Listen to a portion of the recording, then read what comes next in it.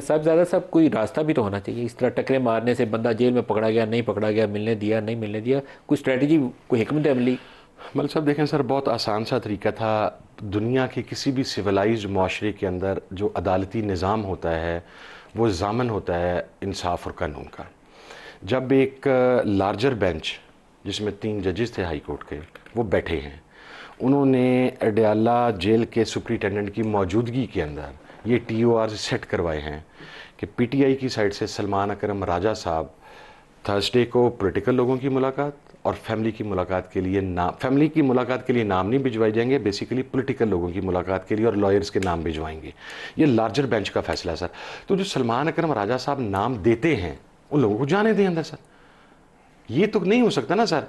अब मैं आपको बता रहा हूँ, जो लोग अंदर गए हैं उसमें से अली जफ़र साहब को आप निकाल दें, हमारे सेनेटर हैं। गौहर साहब को आप निकाल दें, वो पाकिस्तान तहरीक इंसाफ के चेयरमैन है इस वक्त। सर बाकी जो 4 लोग गए हैं, मेन कंसर्न ये है कि उन 4 लोगों में न्याजुल्लाह न्याज गए हैं, न्याजुल्लाह नई साहब को बीबी ने बुलाया। सर न्याजुल्लाह नई साहब नहीं गए, मिशाल को बुलाया बीबी ने, वो भी नहीं गई, वो भी अंदर नहीं गई। नहीं गई सर। ये अच्छा, ये वो नाम है जो हाँ जिनको बुलाया गया था। आसिफ निस्वान किसी को नहीं जाने दिया गया। जिन 4 लोगों को भेजा गया है, हम में से कोई उन्हें जानता ही नहीं है सर। रजिया सुल्तान कौन है और ये जहीर अब्बास चौधरी है, उनको बुलाया गया था। जहीर अब्बास साहब लॉयर हैं, वो गए थे। हाँ जी। बाकी 3 लोगों का हमें पता ही नहीं है सर कौन है। मुबशर मकसूद कौन है? I don't know sir. Ali Imran और ये रजिया सुल्तान आपको नहीं पता? अच्छा, मैं इस पर वापस आता हूँ आप दोनों की तरफ। डॉक्टर गौहर इजाज़ हमें ज्वाइन कर रहे हैं, साबिक वफाकी वजीर भी और मारूफ बिजनेसमैन भी। गौहर इजाज़ साहब अस्सलाम वालेकुम। जी अस्सलाम वालेकुम जी। गौहर साहब अस्सलाम वालेकुम। आपको आवाज़ आ रही है सर? जी बिल्कुल आ रही है। अस्सलाम वालेकुम नदीम। अस्सलाम वालेकुम सर। ये जो ट्रम्प के टैरिफ वॉर्स हैं, इसने पूरी दुनिया का स्टॉक मार्केट्स का तो पट्टा बिठाया ही है, लेकिन एक नया चैलेंज भी सामने है कि टैरिफ वॉर्स में पाकिस्तान जैसे मुल्कों को क्या करना चाहिए। हमारा अमेरिका के साथ 3 अरब डॉलर का ट्रेड सरप्लस है। एक तरफ वो चैलेंज है, रिमिटेंसेस भी आती हैं, पाकिस्तानीज भी वहाँ पर हैं, स्टूडेंट्स भी वहाँ पर हैं। तो हमारी स्ट्रैटेजी, हिकमत अमली क्या होनी चाहिए?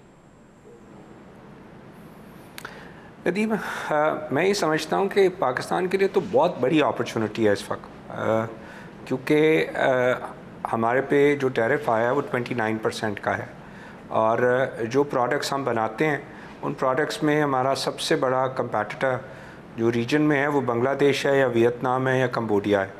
ये 3 ममालिक हैं जो हमारी जो वेजेस हैं, क्योंकि हमारा एडवांटेजेस तो सिर्फ वेज का ही मौजूद है, तो उसमें क्योंकि चाइना भी जो है वो हम अगर $150 के ऊपर वेज पे खड़े हैं, तो ये 600 से $1000 के ऊपर चाइना के अंदर मिनिमम वेज हो गई है। तो वो प्रोडक्ट्स जो हम बनाते हैं वो चाइना भी नहीं बनाता। तो आज के दिन मैं ये समझता हूँ कि पाकिस्तान को इस अपॉर्चुनिटी को कैश करने की ज़रूरत है। आप जब ट्रेड डेफिसिट देखते हैं तो ट्रेड डेफिसिट को आप 2 तरीके से देखते हैं। एक तरीके से देखते हैं कि जनाब हमने कितनी इंपोर्ट की, और इंपोर्ट में से आप जो है वो एक्सपोर्ट्स माइनस करते हैं, और आप जो है वो कहते हैं कि जनाब ये मेरा ट्रेड डेफिसिट है। तो मैं आपकी मुल्क की फॉर एग्ज़ाम्पल पिछले साल का इंपोर्ट का हमारा बिल $54 बिलियन था, उसमें से मैं पिछले साल की एक्सपोर्ट 30.5 निकाल देता हूँ, तो हम कहते हैं ये मेरा $33 बिलियन का ट्रेड डेफिसिट है। मैं इसको इस तरह गिनते हैं, लेकिन ये एक्चुअल ऐसे नहीं है। इसमें 3 रीजन्स ऐसे हैं जिसमें हमारा ट्रेड सरप्लस है। एक US है जिसमें $3 बिलियन है, एक हमारे पास यूरोपियन यूनियन है, एक UK है। इन तीनों का मिला के हमारा ट्रेड सरप्लस $13 बिलियन का, सरप्लस नॉट डेफिसिट। तो हम एक्चुअली डेफिसिट कर रहे हैं मुल्कों के साथ $45 बिलियन का, जो फॉर एग्ज़ाम्पल मैं मलेशिया को कोई माल नहीं बेचता, मैं इंडोनेशिया को कोई माल नहीं बेचता, मैं कीनिया को कोई माल नहीं बेचता। मैं मलेशिया इंडोनेशिया से पाम ऑयल लाता हूँ, कीनिया से चाय लाता हूँ, श्रीलंका को मैं कोई माल प्रैक्टिकली नहीं बेचता। मैं जो है GCC को बहुत थोड़ा माल बेचता हूँ, मैं चाइना को बहुत थोड़ा माल बेचता हूँ। मैं जो है $15 बिलियन का अगर माल वहाँ से मंगाता हूँ तो $2 बिलियन बेचता हूँ, 13। तो ये जो नेट डेफिसिट है, एक है ग्रॉस डेफिसिट जो कि 33 है, मैंने गिन के दिया, और एक है आपका जो डेफिसिट एक्चुअल डेफिसिट है ममालिक के साथ, जिन ममालिक से हम काम, वो $45 बिलियन है। इन 3 रीजन्स को निकाल दें तो आज के दिन वो $45 बिलियन को हम अमेरिका को हमें ऑफ़र करना चाहिए कि आप बताएं आप किस चीज़ में इंटरेस्टेड हैं। अगर वो चाहते हैं कि गाड़ियाँ पाकिस्तान को बेचनी है उनकी सबसे बड़ी, तो हमने जापान को, कोरिया को, चाइना को, तीनों को ये बहुत बड़ी फैसिलिटी दी है कि आप अपना CKD प्लांट लगाएं, 25% पे ड्यूटी है। अगर आप जो है CBU पूरी गाड़ी बेचे तो 100 पे, तो ज़ाहिर है अमेरिका गाड़ी तो 100% पे आ नहीं सकती थी ना, उन्होंने यहाँ गाड़ी का प्लांट लगाया। तो अमेरिका के साथ हमारा गाड़ियों का भी ट्रेड नहीं है। जहाज़ हमारी PIA जहाज़ ख़रीदने के काबिल नहीं है। मशीनी उसके बाद बड़ी जो उसकी मशीन्स हैं, हम वो मशीन्स भी नहीं ख़रीद सकते उनसे। तो क्या रह गया? कमोडिटीज़ रह गई। हम सोयाबीन ला सकते हैं, हम उनसे जो है सोयाबीन मील ला सकते हैं, हम उनसे कॉटन ला सकते हैं, वीट ले सकते हैं, आप उनसे गंदम ले लें, आप उनसे कॉटन ले लें उनसे, तो उससे उनका ट्रेड डेफिसिट नैरो डाउन हो जाएगा। आपको कमोडिटीज पर ही जाना पड़ेगा। तो $45 बिलियन की हम तो उनके सामने, मैं तो कह रहा हूँ प्लेट रख देनी चाहिए कि ये प्लेटर है जी हमारा, ये $45 बिलियन हम मुखालिक से ख़रीदते हैं, नॉट 33, 45। इतनी बड़ी अपॉर्चुनिटी है हमारे पास। आप बताएं हमसे, हमें क्या बेचना चाहते हैं, हम उनके साथ, नहीं तो हम पॉइंट आउट कर देते हैं जनाब, और हम आपसे लेके, और हम मिनिमम टैरिफ जो उसने कहा है ट्रंप एडमिनिस्ट्रेशन ने कि हम 10% देंगे, हमें मिनिमम टैरिफ को टारगेट करना चाहिए कि हम पाकिस्तान को 10% पे कैसे जा सकते हैं। क्योंकि चाइना, ये जंग है चाइना की और अमेरिका की, हमारी जंग नहीं है। हम तो, ये हमारा सबसे बड़ा नदीम, हमारा सबसे बड़ा, हम हमेशा कहते थे हमारा ट्विन डेफिसिट, हमारा सबसे बड़ा जो है वो इशू है। एक तरफ से हमारा फिस्कल डेफिसिट है, दूसरी तरफ से हमारा ट्रेड डेफिसिट है। हम हमेशा यही बात करते रहे। आज ये ट्रेड डेफिसिट हमारा सबसे बड़ा वेपन हो गया, क्योंकि दुनिया से सबसे बड़ी मंडी अमेरिका है। अगर अमेरिका हमारे के लिए 10% के लिए खोल देता है, तो मैं $45 बिलियन का मैंने ज़रूर माल मैंने किसी और से लेना है। मुझे पहले वो माल दे दे और मेरे मालों पे 10% ड्यूटी दे दे। पाकिस्तान जो वो माल चाहिए वो पाकिस्तान बेच सकता है। तो this is an opportunity for Pakistan. So we must encash it as an opportunity. There is another opportunity Gaur साहब, जो ऑयल प्राइसेस $60 से नीचे ब्रेंट चला गया है और WTI उससे भी नीचे चला गया है। तो आपके पास एक अपॉर्चुनिटी है कि ऑयल प्राइसेस रिटेल लेवल पे कम कर दें, उधर से बिजली की कीमतें मज़ीद रिड्यूस करें, आपकी इन्फ्लेशन ज़ीरो पे चली जानी है, कमोडिटीज़ गिर गई हैं सारी, आप पॉलिसी रेट को 2-3 परसेंटेज पॉइंट गिराएं, अपनी इनपुट कॉस्ट इंडस्ट्री के नीचे ले जाके उसको वाइबल भी बना सकते हैं हम। दादी बड़ी अच्छी बात की आपने। देखिए हम डरे हुए थे आज के जनाब, कहीं हमने जो है इंटरेस्ट रेट 12 से गिरा दिया ना, तो कहीं इकॉनमी में डिमांड ना क्रिएट हो जाए, और लोग जो पैसे जो बैंकों में रखती हैं 31-32 ट्रिलियन रुपए, जो पिछले साल 23 था, 9 ट्रिलियन रुपए बढ़ा के रखती हैं, कहीं पैसे निकल के लोग जो है कंजम्पशन की तरफ ना चले जाएं। ठीक है, तो हम ये डरे हुए थे कि जब भी हमने सूद का रेट कम किया है, ये एकदम डिमांड आ जाती है, और हमारे पास क्योंकि मुल्क में कोई चीज़ प्रोड्यूस नहीं होती तो इम्पोर्ट का बिल बढ़ जाता है। तो आज के दिन बड़ी खूबसूरत अपॉर्चुनिटी है कि हुकूमत सबसे बड़ी बोरोवर है। 50 ट्रिलियन रुपए हुकूमत जो है लेके बैठी हुई है। आज उस पर वो 12% दे रही है, पिछले साल उसके ऊपर 22 दे रही थी। तो हमने अपने बजट का 50% खर्च कर दिया सूद के ऊपर। इस साल भी अभी भी 12% का बजट बनाएंगे तो 6 ट्रिलियन खर्च कर देंगे हमारी, और वो आवाम से टैक्स लेके उन्होंने पे करना है। मेरा पॉइंट बिल्कुल वही है जो आप कह रहे हैं। हमें सूद का रेट, आज इन्फ्लेशन का रेट 8% है। अगर हम पूरे जो है 9 महीने का भी एवरेज कर लें, इस महीने का तो शायद 1% से भी कम है, हमें अपने सूद का रेट 9% पे लेके आना चाहिए। मेरा सबसे पहला पॉइंट यह। दूसरा पॉइंट यह, बिजली, तेल की कीमत $60 रह गई है। अब हमने तेल की कीमत $60, इसका मतलब है LNG का भी हमारा जो कॉन्ट्रैक्ट है वो भी 13% ऑफ जो है वो तेल के ऊपर है, या दुनिया के साथ भी हम सिर्फ लिंक तेल के साथ हैं। आज सब चीज़ें दुनिया में सारी कमोडिटीज़ टूट गई हैं। आज के दिन हमारा फ्यूल जो हम कह रहे हैं कि जो कॉस्ट ₹10 है, मेरे हिसाब से वो कॉस्ट ₹3 टूट चुकी है।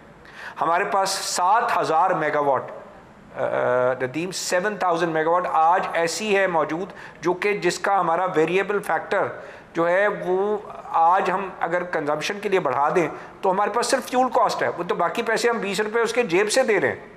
तो आज वो ₹20 जेब से देने के बजाय आप उसकी कंजम्पशन बढ़ाएं खाली फ्यूल पे, ताकि जो आप उससे ले सकते हैं डिमांड बढ़ा के वो आप डिमांड दें। मैं सबसे पहले कहता हूँ कि हमने एक टैरिफ लगाया था, पीक टैरिफ, आज से कुछ साल पहले जब हमारे पास बिजली नहीं होती थी 17-18 में कि लोग 7 बजे से 11 बजे तक काम लें, और वो ₹38 का हमने टैरिफ रखा था, उसके सामने 8 या 9 रुपये ज़्यादा है 7 से 11। आप उस टैरिफ को आज ये पीक टैरिफ का कॉन्सेप्ट ख़त्म करें। क्यों रखा हुआ पीक टैरिफ? ताकि लोग आसानी से जो है, जो लोग कर्टेलमेंट करते हैं 7 से 11, वो उसको इस्तेमाल कर सकें। अगर आप 1000 मेगावाट भी उसके अंदर एक्स्ट्रा कंज्यूम कर जाएंगे 7 से 11 बजे के दरमियान, तो आपके पास जो है वो उसका नेट इफेक्ट जीरो हो जाएगा। You have to be smart in your calculation today. Industry अगर आप ये खत्म करेंगे पीक और ऑफ पीक जो 24 घंटे चलती है, उसके ऊपर ₹1.60 का इम्पैक्ट आ जाएगा, तो आप ₹1.60 यहाँ से तोड़ सकते हैं। इसके बाद भी मेरा पॉइंट ऑफ व्यू क्या है कि आज के दिन हमें अपनी कंजम्पशन बढ़ानी चाहिए, और कंजम्पशन बढ़ा के आज का टैरिफ हमें 9 सेंट को टारगेट करना है। अभी भी हमने जो टैरिफ दिया है वो शायद हमारा 11 सेंट पे बन रहा है, अभी 9 सेंट पे नहीं आया, तो 2 सेंट का मतलब है ₹6 और तोड़ने हैं। तो मैं अभी ₹1.5 कह रहा हूँ, आप तोड़ सकते हैं खाली 1 पॉइंट से, विच इज जो आप सिर्फ टैरिफ का कॉन्सेप्ट खत्म करें। दूसरा क्या है, एंड की तरफ आ रहा हूं, यहाँ मैं आपको खुदाफिज़ करूंगा, लेकिन मैं आपसे इस इशू के ऊपर फॉलो अप प्रोग्राम्स के ऊपर बात करूंगा, और आई होप कि जो अमेरिका के साथ बिजनेसमैन बातचीत में ग्रुप में डेलीगेशन में जाएंगे आप भी उसमें शामिल हो, तो हम इस पर अपडेट भी आपसे लेते रहेंगे। बहुत शुक्रिया आप हमारे साथ शामिल हुए। बिलाल साहब दोबारा आपकी तरफ आ रहा हूँ, वे फॉरवर्ड सियासी मैदान में भी कोई तजवीज़ दें। इंटरनेशनली बहुत कुछ हो रहा है, हमें घर के मामला सीधे कर लेने चाहिए, लड़ाई वाई से आगे बढ़ जाना चाहिए। देखिए नदीम साहब, मैं ज़रा वेरी क्विकली 1-2 बातें जो उन्होंने की एड्रेस करना चाहूँगा। देखिए बिजली के नरखों की उन्होंने बात की, बिल्कुल इसका एक इम्पैक्ट होता है इंडस्ट्रीज़ के लिए। जून 2024 से अब तक ₹18 नर्क कम कर दिया गया। अभी मजीद अपॉर्चुनिटी पैदा होगी, मजीद अपॉर्चुनिटी है बिल्कुल। जो आप जानते हैं कि आगे अगर तेल की कीमतों जो अभी काफ़ी लो हैं, उसका इम्पैक्ट तो आगे फिर फ्यूल कॉस्ट जो एडजस्टमेंट होती है उसमें आता रहता है। और जहाँ तक टैरिफ्स की बात की उनने, तो आप जानते हैं प्राइम मिनिस्टर ने ऑलरेडी एक हाई लेवल डेलीगेशन का तयन कर दिया है जो कि जाके इस चीज़ को निगोशिएट करेगा। और इसमें गौहर साहब को भी उसमें डालें। जी देखिए वो तो बड़ी रीजनेबल तजवीज़ है जो वो दे रहे हैं, उससे जाके डिस्कस करना चाहिए। मिफ्ता साहब को इंगेज करें। जी देखिए उसमें तो प्राइम मिनिस्टर साहब ने आज आई थिंक एक मीटिंग करके एक फैसला कर लिया। आई थिंक ही डिसाइड कौन डेलीगेशन में जाता है, मगर ये मकसद ये है कि इसको हम इंशाल्लाह देखेंगे। और यकीनन there are 2 things that matter कि हम चाहते हैं कि tariff should be lower and they should be low relative to our competitors.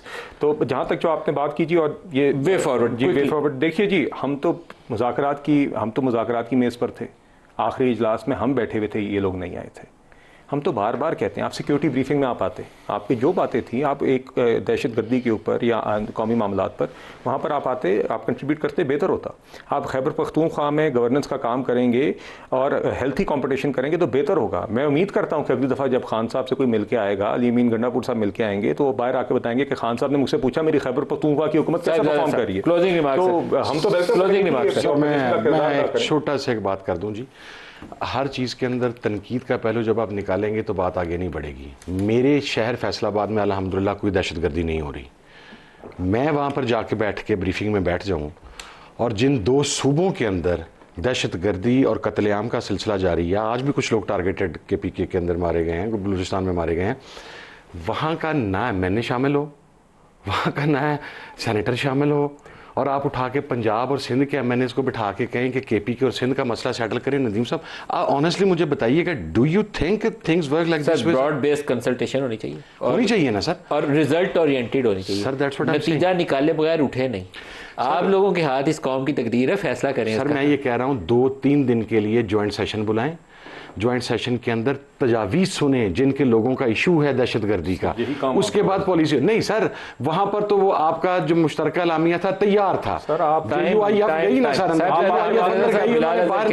बाकी सब मेहमान भी, आप सबका शुक्रिया। आज के लिए इतना इजाज़त दीजिए, अल्लाह हाफिज़।